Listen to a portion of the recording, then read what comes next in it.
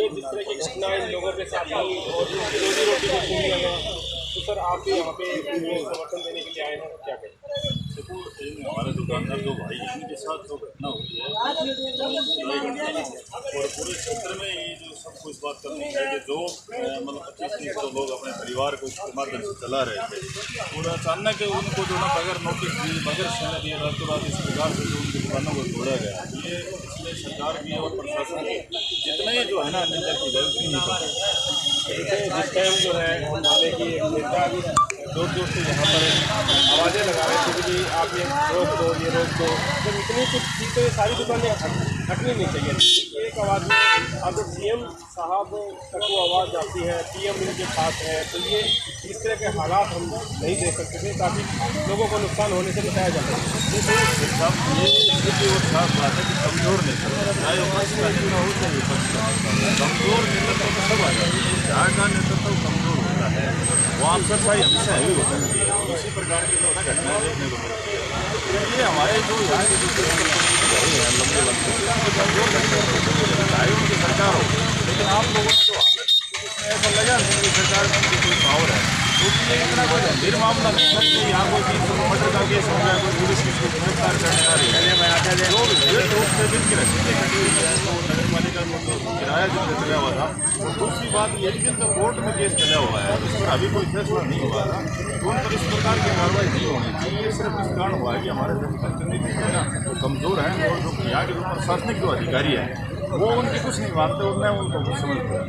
तो जैसे आज यहाँ पे आप किस तरह का सहयोग, किस तरह का समर्थन देने के लिए आ गए हैं? देखो, हमने दुकानदार भाइयों को कहा है कि हमारी संगठन इनके साथ है और हम तनमन धन से इनके साथ है। फैसला भी उन्होंने देना है। उन्होंने कहा कि आप अनिश्चितकालीन धरना करेंगे तो उसमें हमको जरूर देते हैं और इनको ये भी कहा है कि प्रशासन से आपको डरने की जरूरत नहीं करेगा।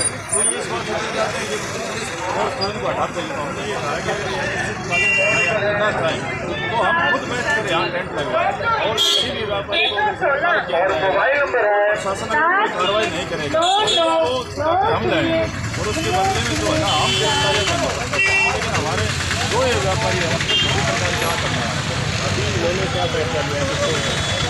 देखो, अभी ये आपस में बातचीत करेंगे और बातचीत करने के बाद मैंने कहा कि जब इनका फैसला क्लियर होता है फिर आप फोन करके जैसे कि हमें जो भी आदेश करेंगे हम उसमें कोर्ट से लेकर यहाँ सड़क तक की जो लड़ाई है उसको लड़ने के लिए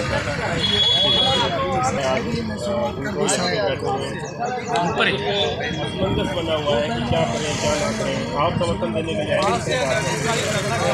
प्रशासन से अपील है कि जितने भी अपील से करने वाले हैं बताया जाए, कोई भी सफाई अलग से कोई जगह इसको बताया जाए ताकि इनका कोई सुरक्षा का जल सही बनवा कर और नहीं तो जब तक इनका समाधान होगा तब और हमारा समर्थन भी आगे पीछे हमारी मांगे पूरी करो, हमारी मांगे पूरी करो, हमारी मांगे पूरी करो, हमारी मांगे पूरी करो। भारत माता की जय, भारत माता की जय।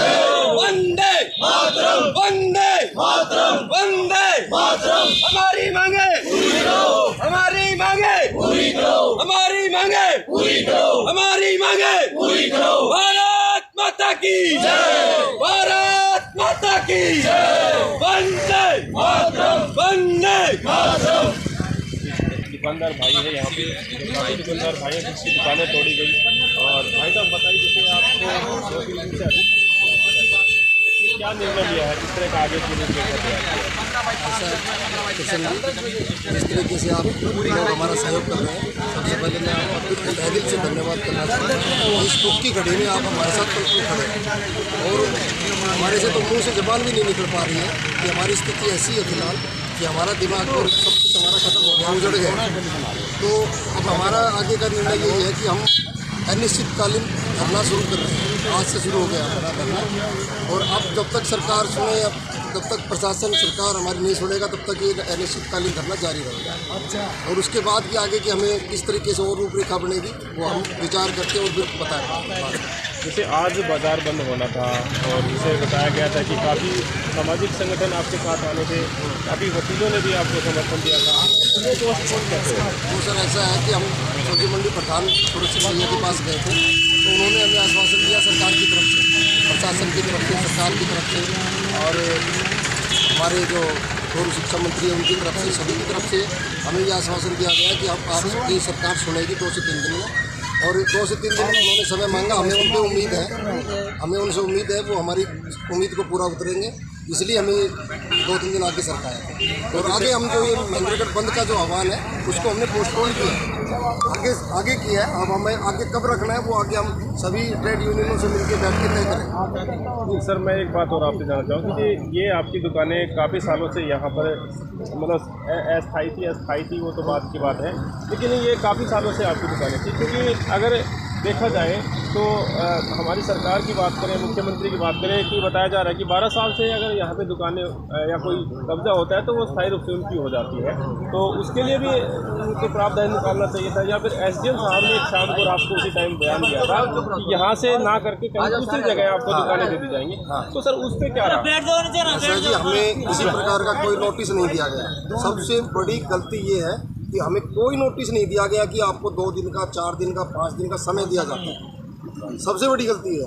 और फिर यहाँ आने के बाद में अचानक से एक लाव लश्कर के साथ सभी कुछ इकट्ठा होकर आ गए और हमें टाइम एकदम से दिया गया, तो हमारे हाथ पैर फूल गए, हम कुछ नहीं कर पाए। इसमें हमारा सामान सारा उसके अंदर टूट गया, कुछ ने थोड़ा बहुत निकाल पाए, कुछ उसके अंदर टूट गया। एकदम से आए, जबकि प्रशासन का यही था। उसी दिन हमारी SDM कोर्ट में तारीख भी थी, उसमें हमारी 13/4 तारीख लगाई है। उसी दिन की बात है, 31 मार्च 2022, उसी दिन हमारी तारीख थी और शाम को उसी दिन हमारे को तोड़ फोड़ मचा दी गई। तो इसमें जो नोटिस की बात है, ये बता रहे हैं कि ये जो खोखे बनाए हुए थे इनको नोटिस नहीं दिया, और बाकी जो ब्रह्मदेव चौक से और जो ITI की साइड की जो दुकानें हैं उनको नोटिस जारी किया गया। इसमें भेदभाव क्यों? सर ऐसा है, वो नोटिस का टॉपिक अलग है, वो नोटिस का टॉपिक अलग। इसे 159/3 का जो मीन में जो यहाँ पे जो ज़मीन है, ये थाना की सब प्रशासन की सरकार की जो ज़मीन है, उस ज़मीन की जो गिरदावरी की गई तो उसमें वो ज़मीन कम बैठ रही है, इसलिए उन्होंने ये किया गया। तो उनमें उन्होंने अपनी ज़मीन रिकवर करने के लिए उनको नोटिस दिया था कि हमारी ज़मीन आगे तक है, वो नोटिस अलग है।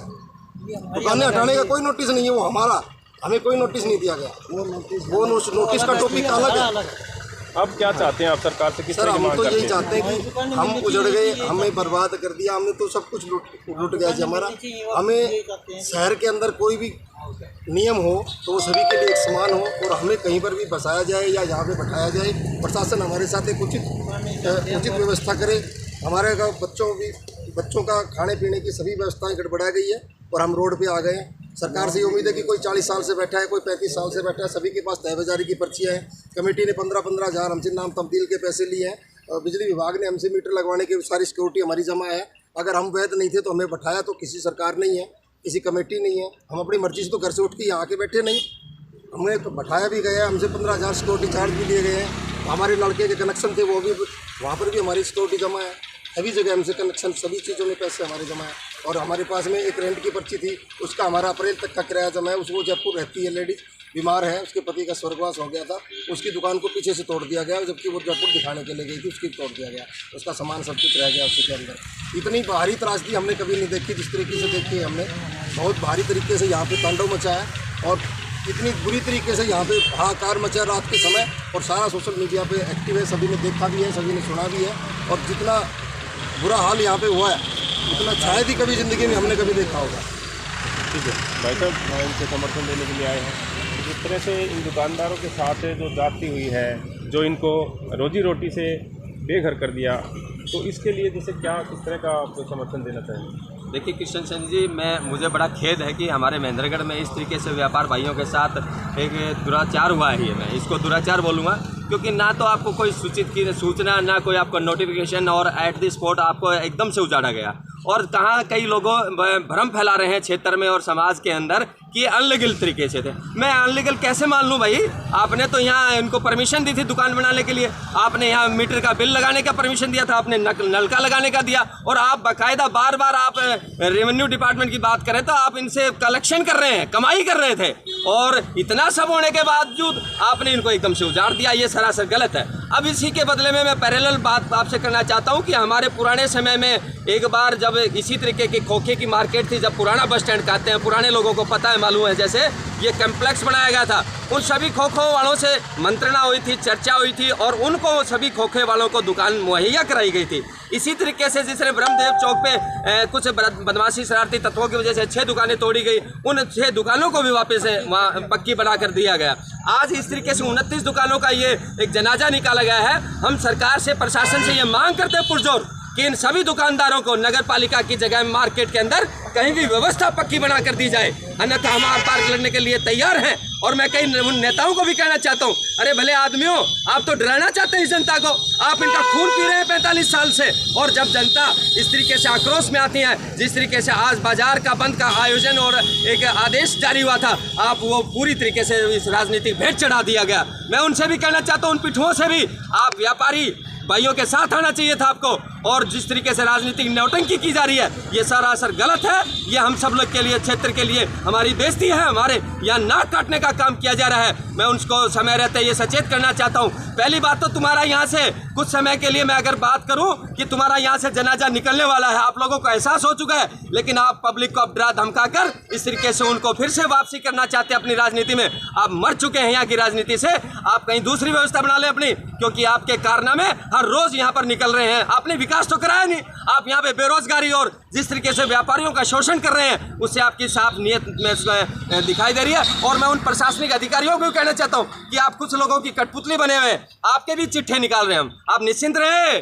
इस बात को आप मीडिया के माध्यम से बता रहा हूँ, जल्दी उन अधिकारियों के भी चिट्ठे निकाल रहे हैं हम, जनता के सामने पेश करेंगे कि कितने दूध के धुले हुए हैं, उनको भी एहसास हो जाएगा कि किसके इशारे से ये सब किया है, वो सब बताएंगे समय आने पर। लेकिन आज जिस पीड़ा के अंदर हम व्यापारी भाइयों के साथ थे, हैं और रहेंगे, हमारे क्षेत्र के सभी लोगों के साथ आज जैसे ये निर्णय ले रहे हैं कि हम धरना शुरू कर रहे हैं, हम उसके अंदर पुरजोर से हर तन मन धन से समर्थन देने का आज फिर से हम इनके बीच में आए हैं। धन्यवाद आपका।